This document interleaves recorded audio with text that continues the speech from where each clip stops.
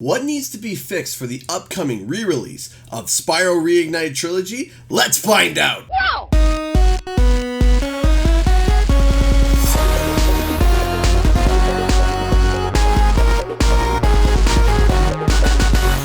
What's up guys, Canadian Guy here, and I am back with a Spyro video. You know, every time I go back to Spyro, just seeing the gameplay makes me want to go back and play through the games again.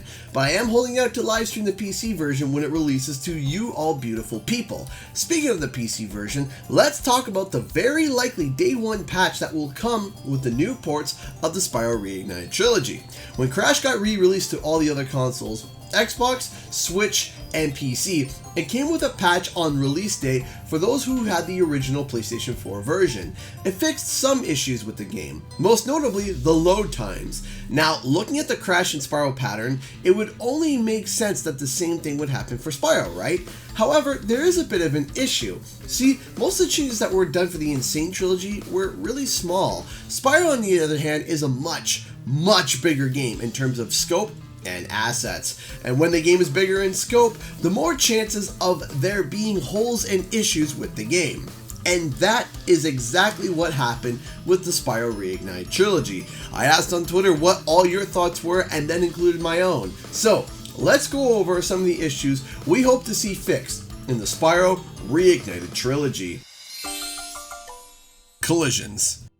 First off, Reignited has some, well, weird collisions. See, sometimes they are random, but basically you'll be walking along and you'll find some random invisible wall. Now, it's not that bad until you accidentally smack into one.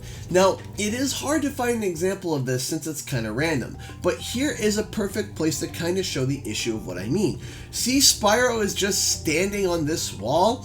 Basically, the issue is that the actual wall itself does not match with the physical design. This is a problem that sometimes happens where you think you are a good distance from a wall, but you hit the invisible wall. It's small, but you know, it is an issue. Sparks. Next up is a much larger issue. Sparks not picking up gems. See, when you have Sparks, he grabs the gems and throws them to Spyro, making the gem collecting feel seamless, graceful, and fluid. But sometimes randomly Sparks just doesn't want to pick up the gems, forcing Spyro to actually grab the gems himself as if Sparks was dead. This can get incredibly frustrating as you think Sparks will grab the gem and makes the moment feel jarring and straight up kind of confusing.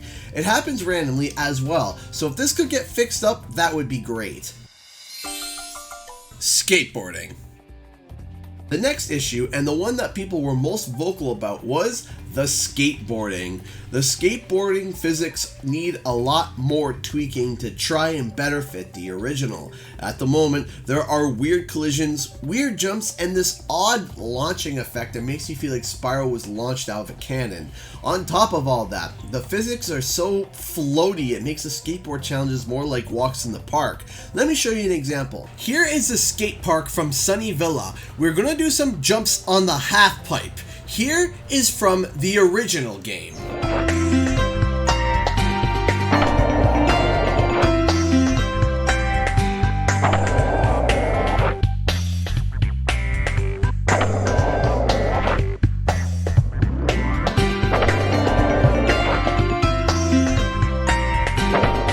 Now, here is from Reignited.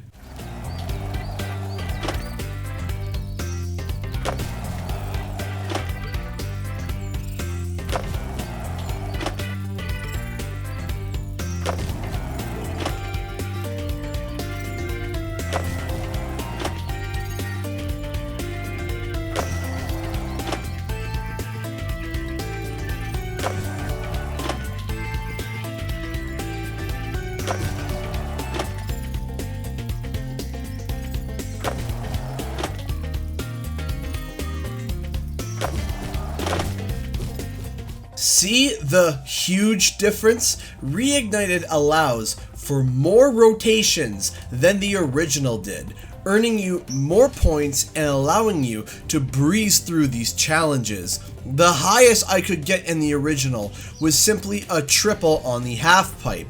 However, in Reignited, I could get orange crushes and big gulps. Issues like this can be seen throughout the skate parks, where Spyro is just launching and spinning so fast compared to the originals that the original scores no longer are challenges anymore. And on top of that, it doesn't really feel like the original Spyro skateboarding minigame. But it don't stop there. The super bonus round Yeti race. Where do I even begin with this one? This race was the first time in the whole trilogy where I was actually really mad at the game. It's so easy to break the race, it's not even funny. This again is based on the skateboarding physics, but I don't know, it's probably worse. It's frustrating at the very least. Now, some people have also complained about the skateboard race from Lost Fleet. To be honest, I personally haven't had too many issues on it, but many people have reported it, so I wanted to mention it at least. Spyro III. Now, this might seem quite confusing as a statement, but what do I mean by saying Spyro 3? See, Sanzaro was the main devs behind Spyro 3, and not so much Toys for Bob. While Toys for Bob worked on Spyro 1 and 2, Spyro 3's main work was done by Sanzaro. And unfortunately for Sanzaro, just by looking at the result, it was seemingly a bit too big of a project for that studio. Now, I am in no way saying the third game was bad. It was still great, but sadly, it is the weakest of the trilogy. But in what way? Like I just talked about, the skateboard physics are all off, but on top of all that, the game has minor bugs from visual to actual gameplay. Each individual bug by itself isolated is not bad and only minor, but there are a lot of these minor bugs that just weaken the foundation of the whole game. It also can have frustrating issues and at times weird and seemingly lazy design choices. Take Charmed Ridge and Frozen Altars as examples. All the fairies are just slight recolors and blatant color replacements of Zoe, when in this scene from Spyro 2, we can see there are multiple models of fairies that are all different. Why use Zoe when slight recolors could have been done to the other fairies for more variety? It just comes off as lazy. Now, some of the animations are also lazy in Spyro 3. I used to be an animation editor before I went to YouTube, and while playing Spyro 3, I was noticing some issues. Let me show you a comparison from Spyro 2 and Spyro 3. Pay attention to Spyro's wings and body movements. First, Spyro 2. Yeah, they gave me a souvenir too. They called it a talisman. They gave you a talisman? What, is it special? I just stuck it in the guidebook you gave me. Spyro's gonna help us collect the talismans. I am? He is. Ripto and his monsters have taken over the castle here in the Summer Forest. You're going to have to go to Avalar's worlds and convince the inhabitants to give you their talisman. Okay, no problem. I'll collect a few talismans, give Ripto the old hot foot, and be in Dragon Shores by lunchtime. And now, Spyro 3. We should help her.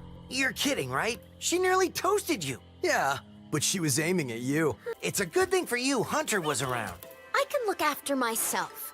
Oh, sure you can. Would you like me to show you? Out of magic, huh? How about I give you a jump start? I'll deal with you later. Hey, why'd you have to scare her off? See the stiffness in the wings and body? Spyro 2's animations has so much life and expression, while Spyro here just doesn't quite have that life. Here's the weird part about Spyro 3 though. It's random. There are brilliant and amazing designs, and then suddenly there's odd design choices and bugginess randomly popping up.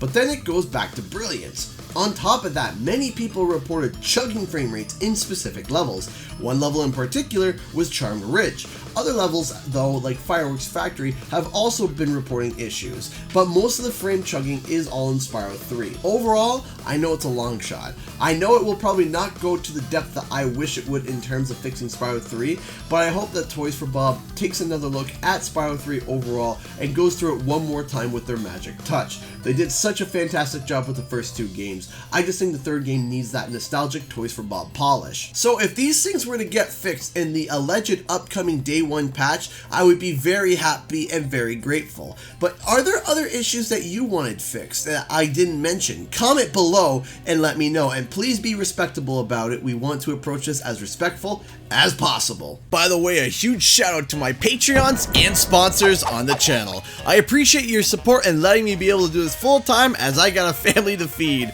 If you want to support the channel, the Patreon is in the description below, and be sure to subscribe for more nostalgic content. And while you're at it, why not check out another video I recently made? Anyway guys, thanks so much for watching, and I'll see you guys next time.